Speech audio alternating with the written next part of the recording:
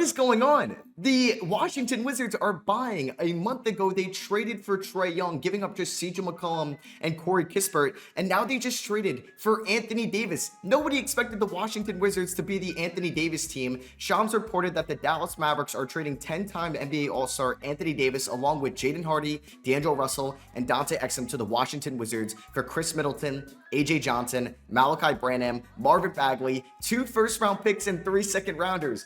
What is going on? What is this trade deadline? We basically had no moves after the Trae Young trade, and now we've seen Harden, Garland, Triple J, DeAndre Hunter, and now Anthony Davis get traded. I could have given you 20 teams that Anthony Davis got traded to, and you probably wouldn't have even gotten to the Washington Wizards. So this one is definitely a shocker. Let's break it down. So first of all, we got to talk about this for the Washington Wizards, who are 13-36. They're the 14th team in the Eastern Conference right now. They are not in full control of their first round pick. It's top 8 protected to the New York Knicks. Now, as long as they keep losing games, and them trading for Anthony Davis is probably going to coincide with them losing games, they are going to be just fine in keeping their pick, right? It doesn't make any sense for that pick to go to New York. It doesn't make sense for you not to try to tank in the second half. This team is being super aggressive going forward. I don't know what this means about the future for Trae Young, because now you're going to have a very expensive duo of Anthony Davis and Trae Young next year, but Sar, George, Carrington, Koulibaly, Trae Johnson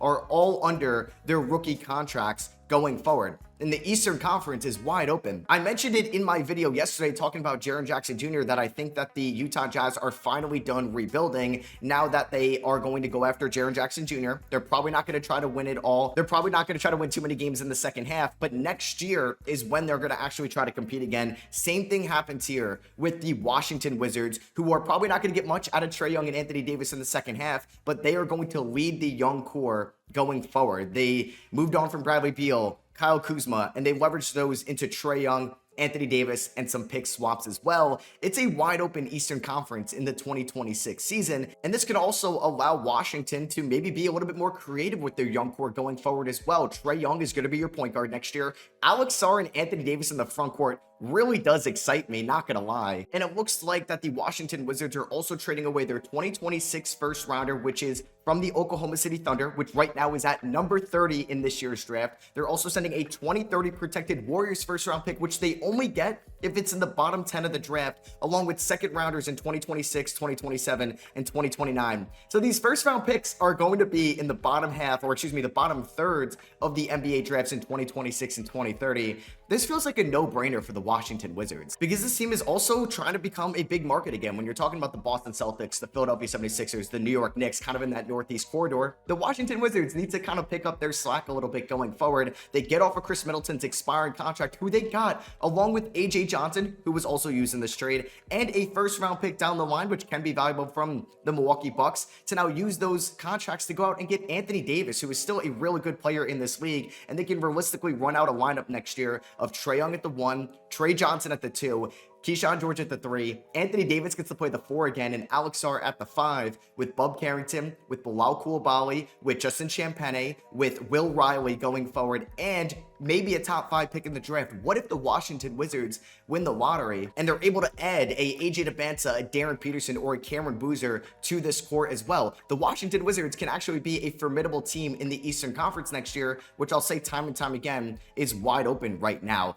I have no idea how Trae Young and Anthony Davis is really going to coexist in Washington. Neither one of these guys are on the worst contracts in the world. Maybe Trae Young just opts in to his $48 million player option. He plays up his value with Anthony Davis next year, and then he can cash in on a nice payday from the Washington Wizards at the end of next year. Anthony Davis is essentially on an expired contract, but you have to think the Washington Wizards are going to extend Anthony Davis as well, and those extensions might not really overlap with the George, Sarr, Trae Johnson extensions that are inevitably going to come. So yeah, this trade deadline is turning into one of the more exciting ones after we thought it was going to be really quiet. For what the Washington Wizards gave up, I'm honestly going to give them an A for this trade initially. Looking at it, maybe Anthony Davis doesn't really play a lot for them, but honestly, they're not breaking the bank for this trade. They're not really going to lose sleep over Chris Middleton's expiring, AJ Johnson, who was kind of an afterthought thought Malachi Branham and Marvin Bagley, who's a free agent at the end of the year, those 2 first-round picks are the least valuable first-round picks that they own right now. Like I said, it's projected pick 30 in this year's draft, and it's either going to be 20 to 30 in 2030 as well, because that is the protection with the Golden State Warriors.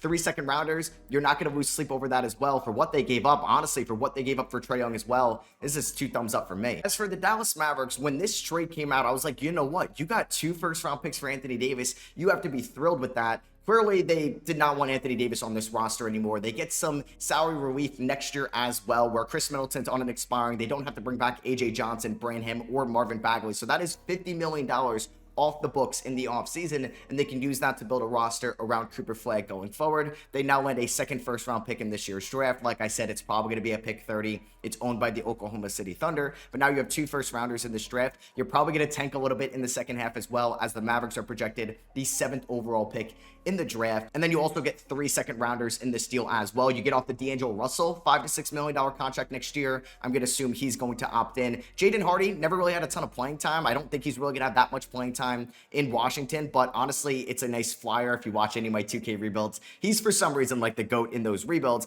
And the Wizards, and they also send out Dante Exum to make this money work as well. For Dallas, this hurts because the Luka Doncic return, or yeah, basically the Luka Doncic return turned into a 2029 Mavericks first, Max Christie, Malachi Branham, AJ Johnson, Chris Middleton's expiring, 2 D-tier first-round picks in 3 seconds. Yeah, Nico Harrison, what have you done? Clearly, Anthony Davis did not have a lot of trade value throughout the league, given his injury history and his contract status. I'm going to put a C letter grade on this right now, but that can definitely be interchangeable. That could be a fluid grade. Now we have to see what the Dallas Mavericks are going to do this upcoming offseason as well. Are they going to be a big free agency spender? Could they maybe orchestrate a sign and trade somewhere else? How are they going to build this team around Cooper Flag? Are they done with trades? Does this mean Najee Marshall could be on the move, Daniel Gafford, Derek Lively, basically anybody not named Cooper Flag or Kyrie Irving? It's actually wild that we got to see just 2.5 quarters of Anthony Davis and Kyrie Irving in their careers together with the Dallas Mavericks together. That's what we were supposed to see post Luka Doncic trade. It's kind of wild. It's kind of wild at the end of the day now that the Luka Doncic trade is basically over. Like I said, Max Christie and that 2029 first